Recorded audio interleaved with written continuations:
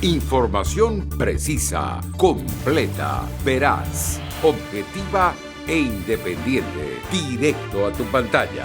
Radio Caracas Radio presenta Voz de América.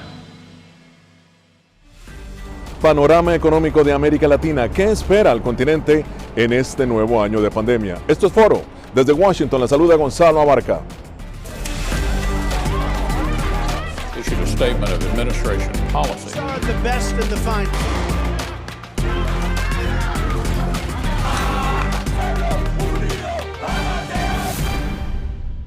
El continente no solamente enfrenta el enemigo de la pandemia, sino también el de la desigualdad, la inequidad, la pobreza y la opacidad de instituciones democráticas creadas para combatir precisamente esos males. Cientos de miles de latinoamericanos desean inmigrar ahora a Estados Unidos debido a las pocas o nulas condiciones de trabajo y progreso en sus propios países. El gobierno del presidente Joe Biden enfrenta ahora uno de sus mayores desafíos con la nueva ola de inmigrantes. La respuesta, sin embargo, está en la cooperación conjunta entre Estados Unidos y los países hemisféricos, en especial los del Triángulo Norte. Inversión, supervisión, lucha frontal contra la corrupción rampante es, según los expertos, la única forma de consolidar el desarrollo de las naciones y evitar migraciones masivas en un continente que solo busca el progreso, la paz y la consolidación de la democracia. Dato curioso, la Oficina de Reasentamiento de Refugiados de Estados Unidos señala que el número de menores no acompañados interceptados en la frontera sur llegó a más de 3.000 en diciembre pasado, un incremento de 120% en los 3 últimos meses de 2020. Sin embargo, las cifras aún están por debajo de lo registrado en 2019, en donde en un solo mes eran detenidos en promedio 15.000 menores de edad.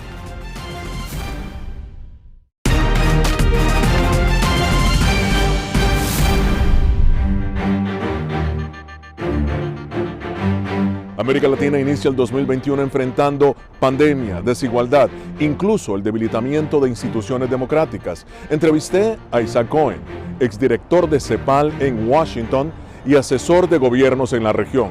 Le pregunté sobre las perspectivas económicas del continente y los problemas inmediatos que América Latina debe enfrentar para alcanzar prosperidad. Esta fue su respuesta.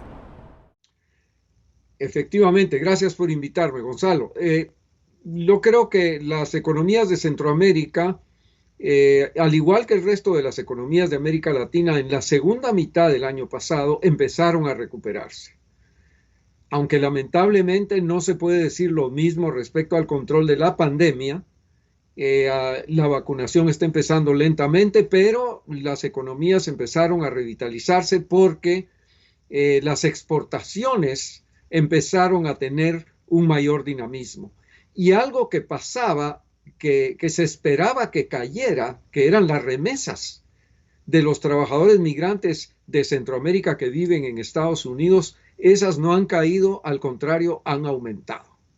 Entonces, esto ha generado un proceso de recuperación económica que ha llevado al Fondo Monetario a revisar sus estimaciones sobre crecimiento para la región, inclusive para toda la región de América Latina.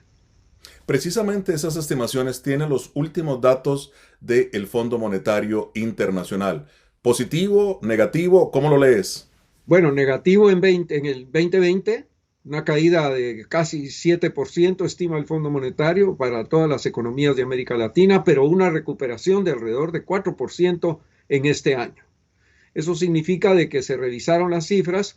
La caída de 2020 fue inevitable, el golpe de la pandemia, el choque de la pandemia le dio a América Latina un golpe extraordinario, pero la recuperación está comenzando y el Fondo Monetario estima que podemos llegar a 4% de crecimiento para toda la región.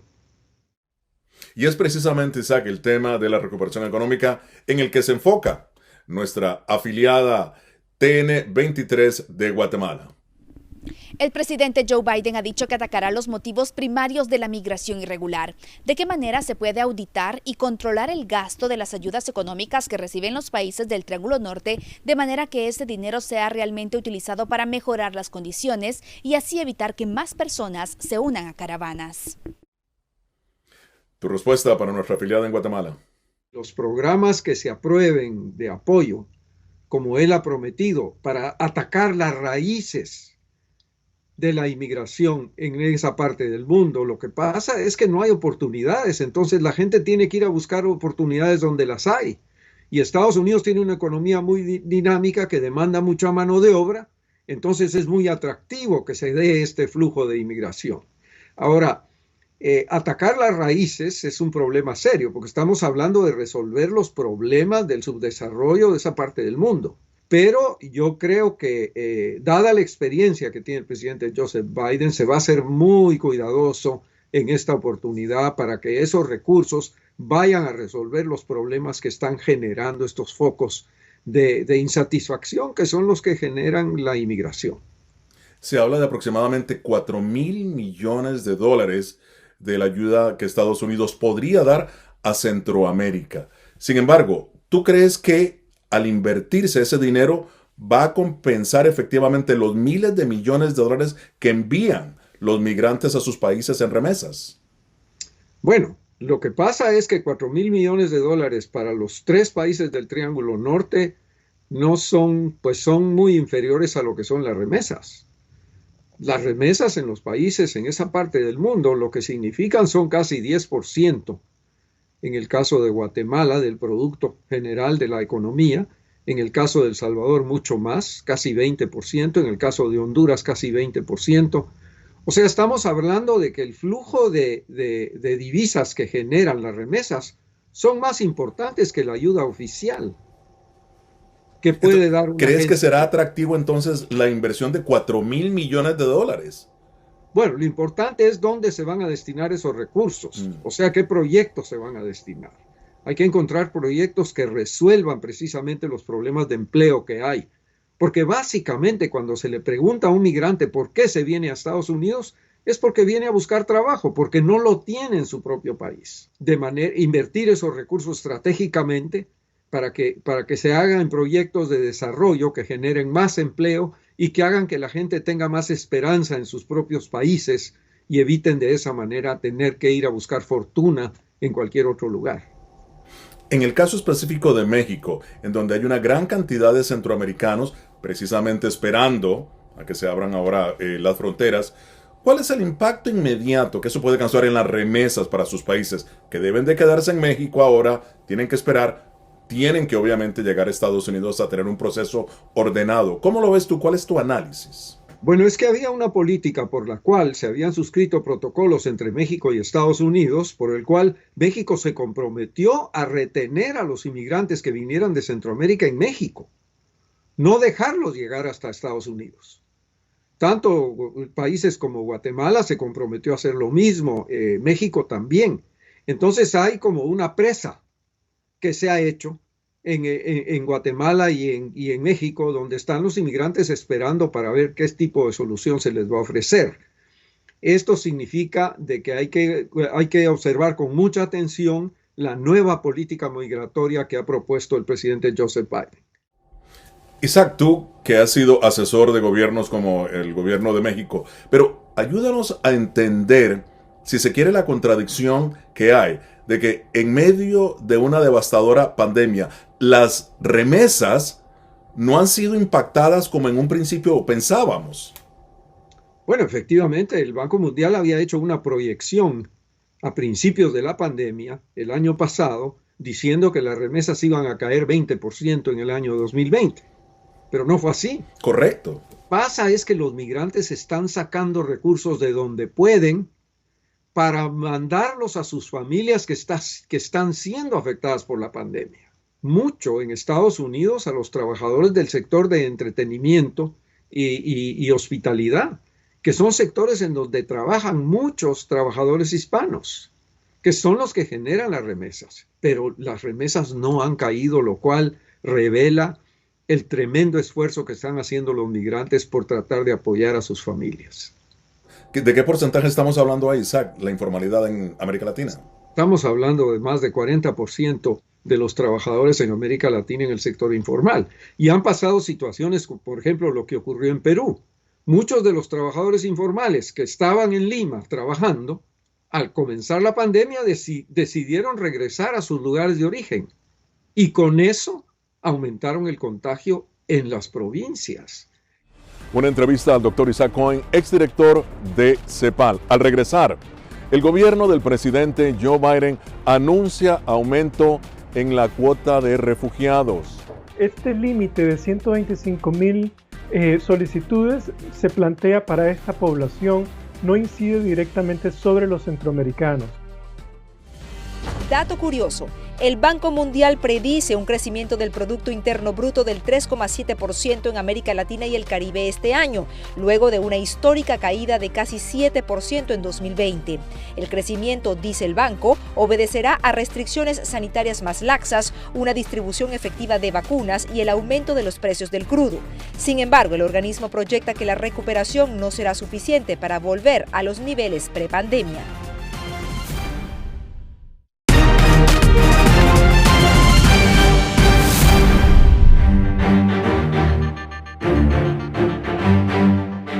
El experto Manuel Orozco comparte su análisis sobre remesas, economía y temas sociales en Centroamérica. Correcto, el año pasado las remesas crecieron en un 6% a 113,000, 114,000 millones de dólares. Inclusive fue el único indicador macroeconómico positivo en todos los países, con muy pocas excepciones. Bolivia, Paraguay, Perú sufrieron una caída de remesas, pero por el resto de los países de América Latina y el Caribe hubo un crecimiento entre un 3 y hasta un 10%, como el caso de México. Y es una tendencia pues sorprendente, bastante importante en este momento de recesión económica. Ciertamente impresionante. En Centroamérica, ¿cuál ha sido o han sido los únicos países en donde las remesas han caído? El único país donde tenemos evidencia que cayeron cerca de un 3% fue Costa Rica, y eso tiene que ver predominantemente con que la migración costarricense es relativamente reciente, entonces la gente tiene menos recursos para lidiar con shocks económicos como el de esta recesión, pero por lo demás, el resto de los países, Guatemala creció en más de un 8%, Honduras 4%, El Salvador 5%, aquellos países cuyas economías eran más dependientes de las remesas de Europa o dentro de América Latina, como el caso de los venezolanos, fueron los que sufrieron la caída más fuerte. Sin embargo, hasta Haití tuvo un crecimiento positivo. Manuel, ¿qué factores pudieron haber influido para que sucediera esto?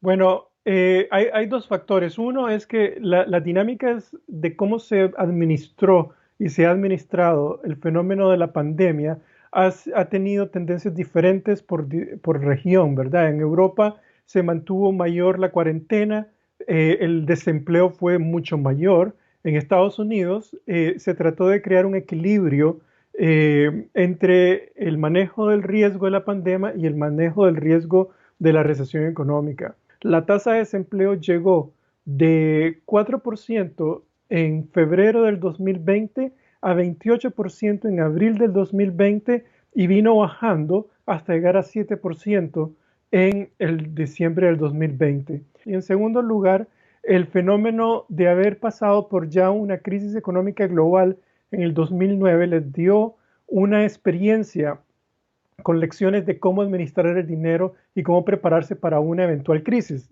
Tenemos ahora una pregunta de nuestra afiliada Azteca Honduras.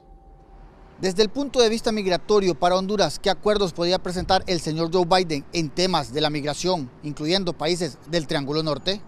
Yo creo que esta administración del presidente Biden está tratando de crear un balance muy importante entre el desarrollo económico, abordando las causas estructurales de la migración, así como también abordar el tránsito migratorio y la migración en Estados Unidos. Entonces, ese balance lo está buscando cómo resolver con diferentes políticas. Por ejemplo, en términos de lo que se refiere al tránsito, se está tratando de reevaluar el acuerdo de tercer país seguro. Se está reevaluando también las políticas de asilo político para los que estaban solicitando asilo. Además, se ha revisado toda la política referente a solicitudes de refugio. En segundo lugar, Estados Unidos está buscando cómo implementar una estrategia de desarrollo económico en Centroamérica que permita hacer la migración como una probabilidad muy fuerte para salir de sus países por razones económicas e incluso por razones de inseguridad. Interesante lo que estás comentando. Sin embargo, ¿qué lectura haces precisamente de la nueva política, la nueva decisión del presidente Joe Biden de permitir el ingreso de 125,000 refugiados a Estados Unidos? ¿Qué impacto económico podría tener en la región, específicamente en Centroamérica? En eso hay dos categorías legales, una la del asilo y la otra el refugio. La del refugio se refiere a condiciones de países en donde existe una salida en masa de personas como es los africanos del Congo o personas de Afganistán, etc. Este límite de 125,000 solicitudes se plantea para esta población, no incide directamente sobre los centroamericanos. Para el caso de Centroamérica, todo lo que es la revisión del estatus de asilo político, por ejemplo, hay 35,000 centroamericanos que se acogieron dentro del estatus de tercer país seguro, van a ser personas que van a recibir un tratamiento dentro del estatus de solicitud afirmativa de asilo político en Estados Unidos. Sus casos van a ser examinados y entonces se ubican dentro de ese ámbito. Claro, porque finalmente siempre hay desafíos. Este es el caso ahora de Nicaragua, precisamente, en donde hay una gran cantidad de nicaragüenses que están emigrando, ya sea a Costa Rica o muchos de ellos desean venir a Estados Unidos. Es decir, que lo que estás diciendo, que la inversión se está planteando, pero tendría que ver cómo se podría invertir esa inversión en países en donde son oscuras todavía las instituciones democráticas. Correcto. En realidad en Nicaragua es el país en donde se ha producido básicamente lo que llamamos la criminalización de la democracia. El Estado de Derecho se ha desarrollado en función de criminalizar la participación política, la libertad de expresión, la actividad económica, entre otras cosas. Entonces, eso ha generado una expectativa muy grande de la gente de salirse de su país. El mes pasado, una encuesta presentó que 60% de los nicaragüenses decían que querían irse del país porque la situación estaba muy mal. Nosotros hicimos una encuesta en julio del año pasado y en ese momento era un 20%. En 6 meses eso sube 3 veces. Es decir, 1 de cada 3 nicaragüenses pidió asilo político porque venía escapando la represión. El contexto de Centroamérica es un poco más complejo. Los otros países del Triángulo Norte tienen experiencias un poco diferentes, en donde la vida también se encuentra en peligro. Sin embargo, Nicaragua de alguna manera es un fenómeno bastante más determinado por la situación política. Dato curioso, desde 1975 Estados Unidos ha recibido a más de 3 millones de refugiados de todo el mundo. Más del 50% proviene de Asia, 28% de Europa, 13% de África y solo un 4% de América Latina. Las admisiones de refugiados en territorio estadounidense disminuyeron sustancialmente durante el gobierno del presidente Donald Trump, 76,000 personas en solo 2 años. En contraste, durante 2016, en la administración de Barack Obama, esa cifra alcanzó los 85,000 refugiados.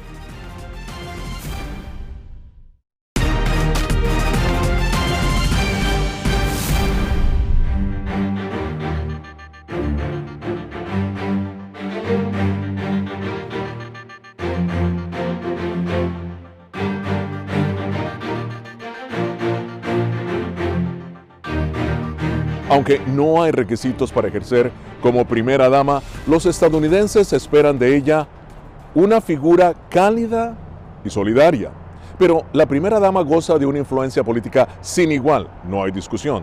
Jill Biden, doctora en educación, continúa siendo profesora universitaria y con ello está ampliando la percepción del papel de la primera dama. La primera dama de Estados Unidos rompe con la tradición y se convierte en la primera en mantener su trabajo al mismo tiempo que cumple con funciones en la Casa Blanca. When I taught English here at Brandywine High School. Jill Biden, doctora en educación, es profesora de inglés en una universidad comunitaria cerca de Washington. El hecho de que esté en una profesión considerada de servicio comunal la acerca más al pueblo estadounidense.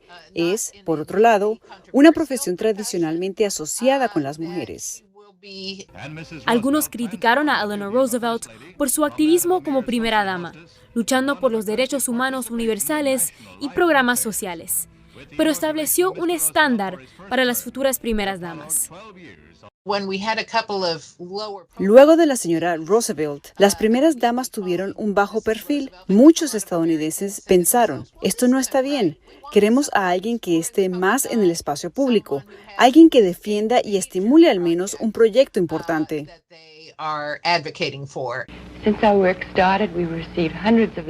Desde que Jackie Kennedy adoptó como causa la preservación histórica en la década de los 1960, cada primera dama ha luchado al menos por un proyecto de servicio público, entre ellos la salud, la prevención contra el uso de drogas y la jardinería. Si bien las primeras damas a menudo se ven como símbolos maternos de la feminidad estadounidense, la historia muestra que estas mujeres pueden tener una influencia considerable entre bastidores. Melania Trump hizo que despidieran en el gobierno de su esposo a un influyente asesor de seguridad nacional porque no le gustó la forma en que trató a su personal en un viaje al extranjero. Ellas también pueden determinar quién está cerca del presidente. Nancy Reagan era como el Departamento de Recursos Humanos de su esposo, decidía quién entraba y quién salía. Y luego Hillary Clinton fue la responsable de que Ruth Bader Ginsburg integrara la Corte Suprema. Siempre le dijo a su esposo que Ginsburg sería una excelente magistrada de la Corte Suprema. Las conversaciones privadas entre el presidente y la primera dama pueden tener un gran impacto sobre el país. Estas mujeres son realmente influyentes. Creo que no se les da el crédito que ameritan. Eso se debe en parte a que las mujeres en nuestra sociedad son subestimadas, pero estamos avanzando en la dirección correcta. Jill Biden es prueba de ello. Una mujer con 2 trabajos, muestra de entrega, apoyo y fortaleza. Pero mientras Joe Biden está redefiniendo su función, el mayor cambio se producirá una vez que una mujer sea elegida presidenta y un hombre tomará el papel de segundo caballero. Natalie Jiménez, Voz de América, Washington. Las estrictas medidas de seguridad adoptadas durante el segundo juicio político contra el presidente Donald Trump fueron en realidad impresionantes. Washington, tomada literalmente por el servicio secreto, la policía y los miembros de la Guardia Nacional. Y nuevamente, en medio de todo, los perros demostraron ser los mejores amigos del hombre y de las tropas. Organizaciones protectoras de animales visitaron los hoteles donde se hospedaban las tropas, llevando sus perros de terapia para alegrar la vida de los efectivos militares. Llegamos al final de esta edición de Foro de la Voz de América. Los espero la próxima semana con el análisis más allá de los titulares. Desde Washington, les habló Gonzalo Abarca. Hasta pronto.